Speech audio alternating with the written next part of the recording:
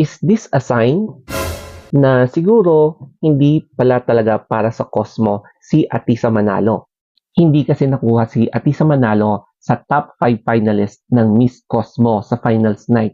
At eto nga pala yung mga nakuha. Kung makikita nyo, nakuha sa top 5 sila Indonesia, tapos si Thailand, si Vietnam, si USA, and then si Peru.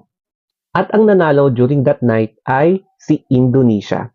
Siguro merong nakita yung mga judges sa kanya na hindi nila nakita sa mga ibang candidates.